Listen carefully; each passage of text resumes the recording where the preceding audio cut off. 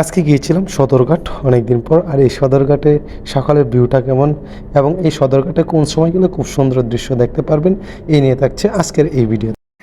Hello viewers, আসসালামু আলাইকুম। আশা করি সকলে ভালো আছেন। অনেক দিন ধরে আমি নদীর পাড়ে যাই না, মানে সদরঘাট। সো ভাবলাম আজকে যেহেতু সময় পেয়েছি একটু সদরঘাটে যাই এবং আমার প্রিয় অডিয়েন্স যারা আছে তাদের সাথে আজকে একটু সদরঘাটে গিয়ে সময় দিই। সো হাঁটতে হাঁটতে এবং কথা বলতে বলতে সামনের দিকে যাচ্ছি, সদরঘাটে যাব এবং সদরঘাটের এই সকালের ভিউটা আমি আপনাদেরকে দেখাই। ফাইনালি এই সেই সদরঘাটের ভিউ, সকালের ভিউ খুব সুন্দর লাগছে আজকের এই সময়টা।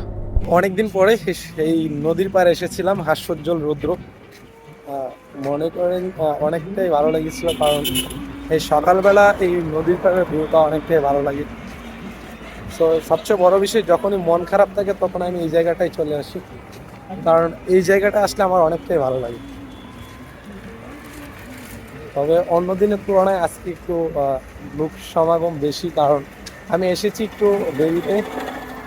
নর্মালি আমি প্রায় সময় সকাল সকাল আসি, বাট আজকে একটু দেরি করেছি। আজকে আমার অফ ডে।